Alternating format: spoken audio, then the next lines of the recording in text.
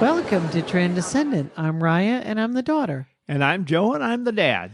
Spell the word shop. S-H-O-P. What do you do when you come to a green light? I drive through. If you said stop, you did what most of us do when we first hear this one, and we'll be talking about that in just a moment.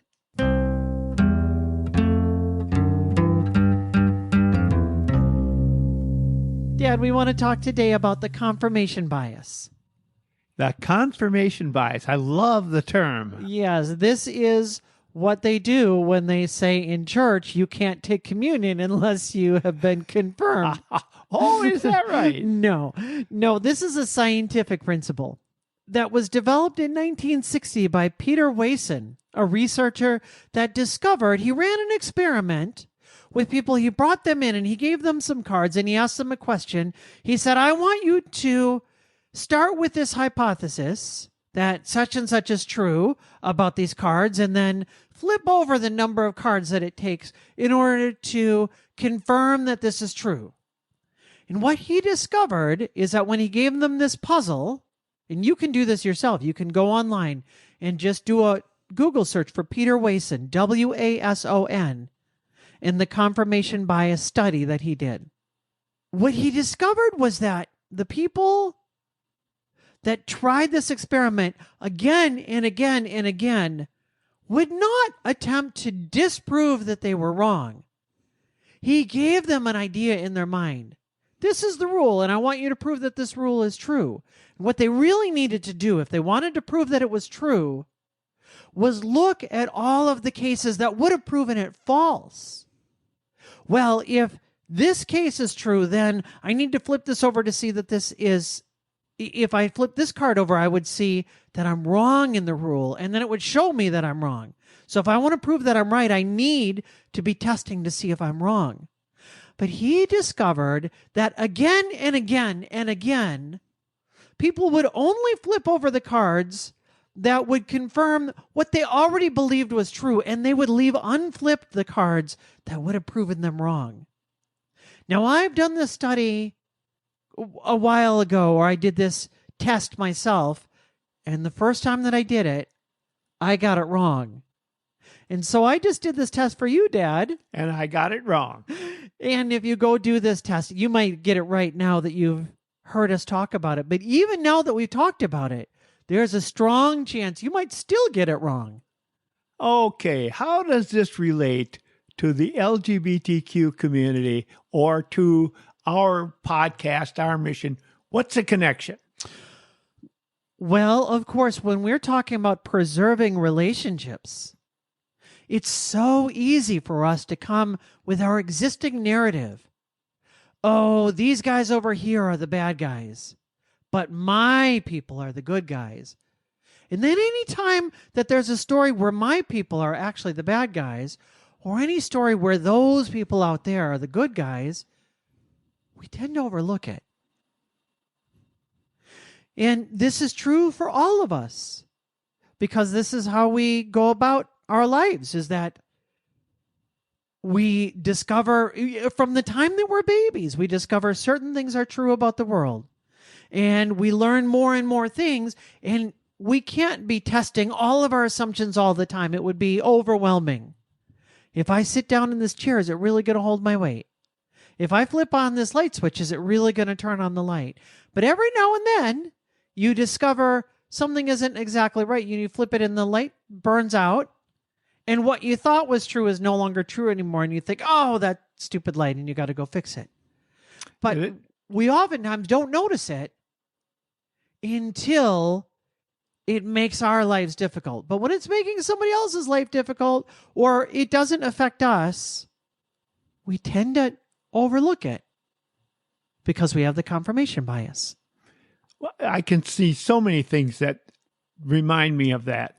That is, for example, going to a lake and putting your hand in the water and assuming it's going to be cold because it's cold outside, and it's not, because you happen to be somewhere where there was something that created warm water in that area.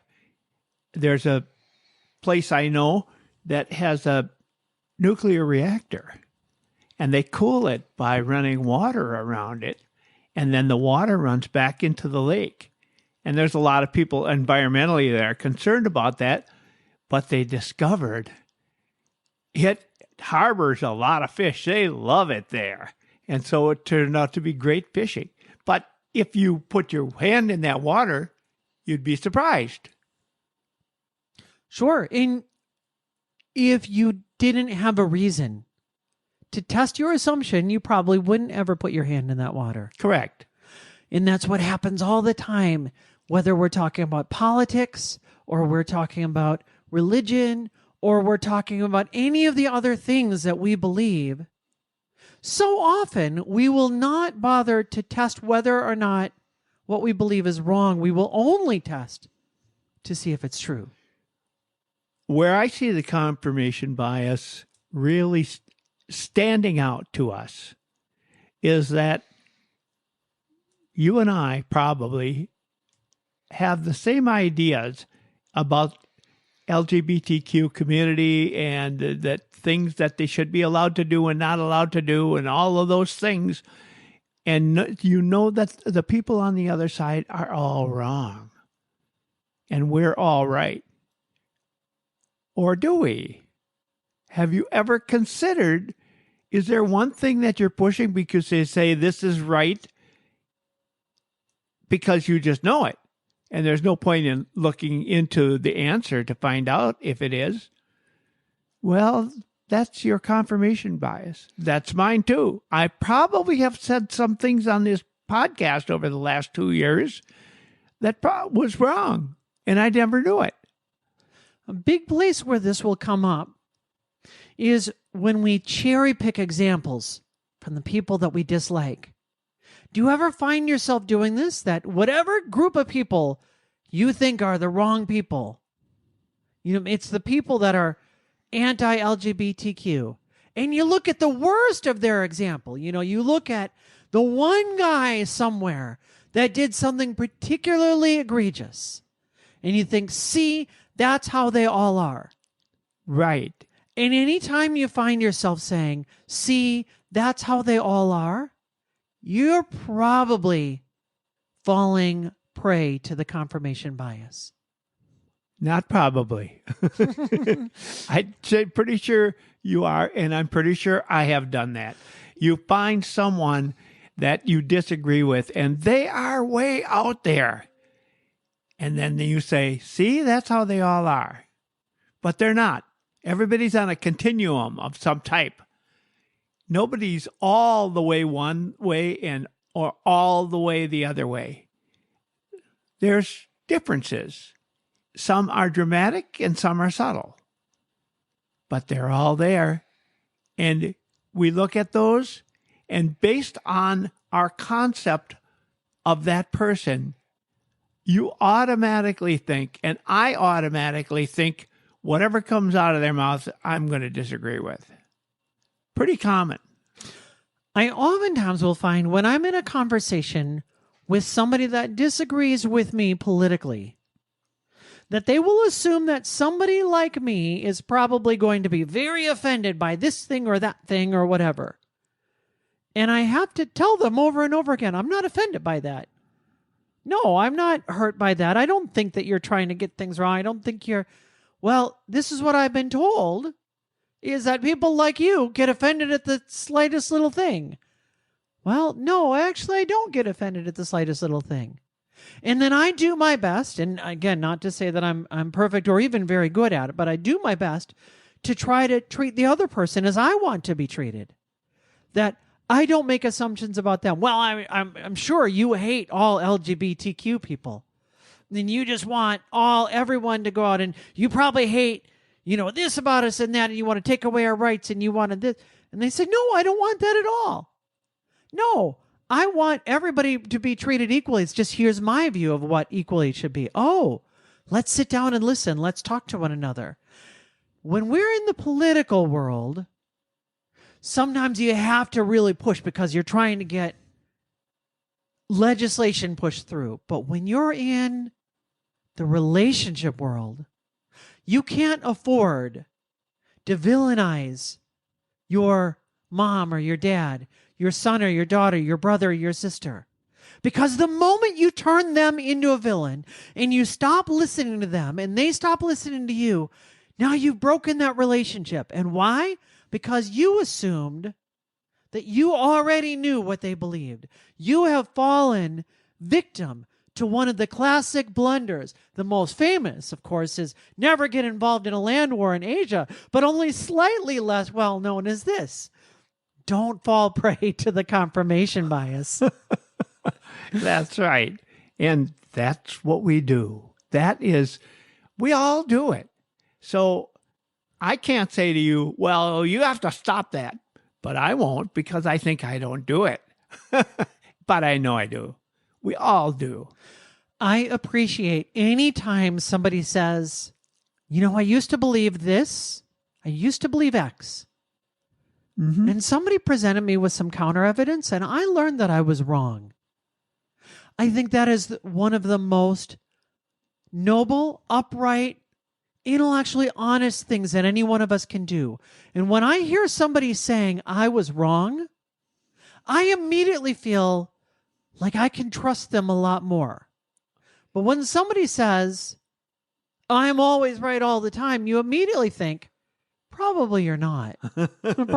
Probably I need to watch what you say, because I don't know if I can trust, because you don't have an accurate enough opinion of your own view. You don't think that you can ever be wrong. I was in an organization, a volunteer organization, and there were two people in that organization. One was very far right, and the other was very far left. And they were both doing good work in the community and elsewhere. So they both thought they were doing the right thing. And they never agreed on anything when it came to politics. And it was no surprise at each one of the meetings, one would find an opportunity to slam the other one. And it went back and forth until one left. But it left for another reason. That person left because they moved to another community, not intentionally. And they were both pretty popular, but they were more popular with the people who were on the same side that they were. But they were both popular. Interesting situation to see just how that played out in a large community of people who were pledging to work together. Dad, what are some things that we can do for ourselves to counteract the confirmation bias and have a more accurate view of the world? We need to question ourselves when we hear something and believe it. Have you taken the time to research that to find out if that's really true? That is something that's really critical. Now, I don't do that all the time, and maybe I should, but I have done it in the past. I've seen a statistic, for example, that says 42 people say X. And then I would take a look, and I wouldn't just go to one source. I'd go to other sources only to discover that the first thing that they're quoting was already debunked. And I didn't know it. And I would go out feeding the same thing. I have a friend, a good friend, and a person who seems to me fairly intelligent, got a college degree. And when I tell my other friends this, they find it hard to believe. But it's true. This friend of mine is actually a flat earther. He really believes that the earth is flat. And no matter what I could say, his confirmation bias will tell him differently. He has some examples, but that he can quote. I don't remember any of them, but I do know that is such a dramatic confirmation bias that, wow, I can't believe anybody in the 21st century would believe that the earth is flat. I've seen pictures from space and it shows the earth is round, I'm pretty confident it is. We do that with all kinds of things. It's easy to point at, an extreme example there, but you have people that are into conspiracy theories that you can't tell them anything to disprove them. No matter what you tell them, they look for counter evidence and they say, well, we can explain that away thus and so. And you can do that with any theory that you want. You can put forward any strange, bizarre theory, and if you only look for reasons why it's true and explain away all the reasons why it's not true, you can believe literally anything that you want to believe, because you can always explain away everything. But it's easy to point to those examples and think, well, that's not me. But it is totally us.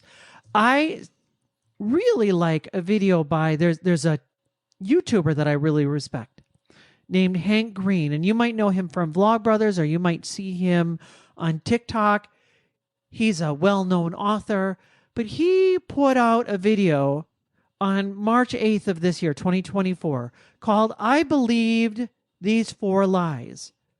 And he showed that how he, as a science guy, teaching people science and helping people understand how science worked and continues to work, how he ended up seeing some statistics on Twitter or on X, I guess it's called now, or on Facebook or something else, and he bought right into these because it confirmed what he already thought was true.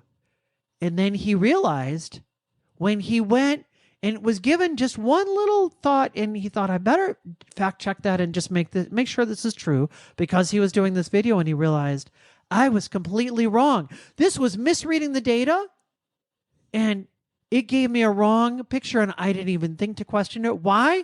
Because it was confirming what I already believed. And that gives us that next one that we can do, and that is we can fact check. We can verify information before we accept it as true. We can assume that just because it's coming from somebody that we agree with on Facebook, that we maybe need to check it before we pass it on. You can maybe check Snopes.com. You can maybe just do a quick Google search, see if somebody else has debunked this. You had an interesting situation. Oh, I'm trying to think how long ago it was. Possibly 2 years ago. A friend of mine, a good friend of mine that I went to college with, showed up one day. And I told him that my daughter is transgender. And he said, oh, that's wonderful. My wife is writing this script. And she has was it a transgender person in there? Or yes, was a transgender girl in that script. She in it, and she wanted to send the play to you. Was it a play? It was a script for a movie. A script for a movie. And she wanted to send the script to you so that you could look at it from a perspective of someone who lives it and say, how does that sound to you? And you discovered a confirmation bias there, because she wanted to be an ally, and she was trying to put that out, but had never actually spoken to someone to find out, how is this? What did you find out when you looked at the script? Yes, I find that frequently, that people, what you assume that the transgender experience is like and what it's actually like are completely different, because you import your assumptions from living a cisgender life, or just living a life where you've never questioned your gender, or you've never presented as a gender other than you are. And so we take a lot of assumptions of what it means to live in the world and how I would feel if I was different. And a lot of those assumptions that you had end up being wrong. And that's where I said, so for instance, like the character said something like, well, I used to be a boy, but now I'm a girl. And I said, well, that's not really how we talk. No, but if you had told me that, in fact, even probably my first year of transitioning, I talked, or maybe first 3 months, 6 months, it was pretty early on that I realized that's not how we talk, but that's how I talked. And once I started to realize how who I am now is really who I've always been, now it feels so strange to talk any other way. I realize course. how much now, from my perspective, I was denying who I was back then. But you don't know that unless you've had a chance to test that confirmation bias. And I think in her creating that script, her references were generalities, and her references probably included stereotypes. So with stereotypes and generalities, she was trying to create a real character. And in many ways, she failed because she didn't really know a real character. And it's not like it was a bad story. It was a good story. Yeah. It was just the aspects where the girl was talking, and I thought, well, that's not really the kind of thing that we would say. Mm-hmm. Another thing you can do is engage in empathetic dialogue. And this is what we want to do in relationships, isn't it? That we listen not to prove ourselves right, but to gain an understanding of other people. Because we want to live our lives with love towards one another. We approach discussions with empathy and understanding. We want to listen. We want to ask questions. We want to seek clarification when needed. I was speaking with somebody earlier today, and this was an online discussion, and he wrote something. Originally, it was really, we were getting along and things were really good. And then he wrote something just bizarre on my post, and I thought, what are you talking about? And I wanted to come back and say, that's the stupidest thing I've ever seen. But I stopped myself and I thought, no, that's not how I would want to be treated. So I came back and I said, here's my perspective on things, and here's how I would define the words that we're talking about. And based on my definitions, I don't understand how what you're saying would make sense. However, I recognize that we might have different definitions. Would you please tell me your definition? And he said, yes, that's absolutely right. You and I have different definitions, and your definition makes sense, but I'm using a different definition. And then when he came back and gave his definition, then his point made a whole lot more sense. But if we hadn't taken the time to listen to one another and show empathy towards one another, it could be very easy to just say, this guy's an idiot. Yep. And you escalate the bias, which is not unusual. But I think if there's anything that I say I could do, what can I do about this? I'll tell you what I can do. I can be open to learning and growth. If I'm open to learning and growth, then it's much more likely that I'm going to be able at some point to recognize that. I'm not going to be able to get rid of all of this confirmation bias, but I'll get a lot further than if I never looked at all. And I think, now I don't know this, but I think the more I do this, the more I might be able to train myself to watch for it. Watch for the signals, watch for the signs. Stop and say to myself, that might not look right. Let me check it out. I've actually never been wrong about anything. I thought I was one time, but it turned out I wasn't. Yeah, that's right. I say that as a joke, but I trust the people that tell me I screwed up. I trust the people that tell me I got it wrong. And it shows me their character. It shows me who they are. If you can't tell me a time when you learned that something you believed was wrong, then you probably are embracing the confirmation bias way more than you realize. That's a very good point. And I can think of examples when I thought something and it switched. As a matter of fact, I would say that there's been many times in my life when something I thought politically was correct because I was following my party it turned out to be wrong. And now I can look back at that and realize it. And in fact, many times in the past few years, I've changed some of my party beliefs. And not from one party to the other, but there's so many factions involved in each of the parties themselves. They're breaking into groups, small groups, that try to influence the large group. Sometimes they're successful and sometimes they're not. But if I have to choose one of those small groups to follow and be part of that, it's highly unlikely that I'd be able to come to logical conclusions time and time again. It usually seems as though in a situation where we're talking about a major issue, the majority on both sides usually has it right.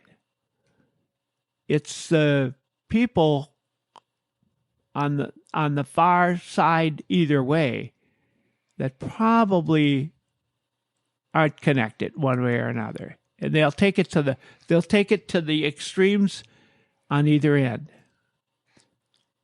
And that is oftentimes true. But of course, even in that, we need to watch for confirmation bias. Absolutely. And not to assume that just because this happens to be the landscape right now, that the people on the far sides either way must always be wrong, because the people in the middle might not be right.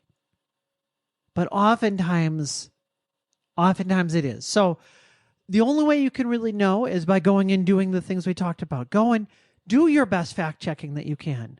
Question your assumptions. I find there's a lot of times where I will go and question people on my own side and say, hey, you know what? I feel like we're cherry picking the worst aspects of the people that we disagree with. And I think we really need to be careful about that and watch this one. And that doesn't usually get a lot of likes. It doesn't usually get a lot of people that say, oh, I really agree with you. Because nobody likes to be told that they're wrong. But if you and I want to have good, healthy relationships, and even more than that, if we want to have true beliefs, it means that we start from a place of saying, I would rather, if I'm wrong, I would rather be shown that I'm wrong and admit that I'm wrong than to go on and continue to tell myself that I'm right just because I don't want to take the hit to my pride. That's no way to live. I don't think there's anyone out there that has a solid relationship with another person and doesn't have any disagreements. Everyone has disagreements with someone else. And if you want to be just like them, then it's confirmation bias, and you just follow what they are, and you want to be exactly like them, no matter what they believe. And if this is what they believe, well, I guess I believe that too.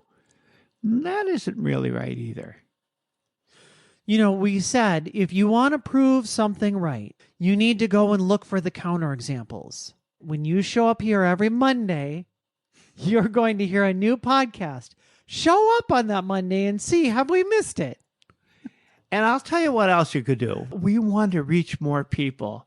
In order to do that, we're looking for supporters. Go to transcendent.com and click the support button.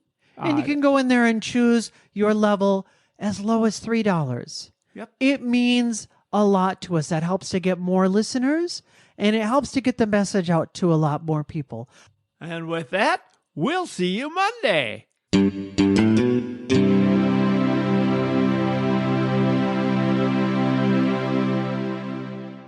Spell the word shop for me, if you would. SHOP. Now, FORME. No, let's start over.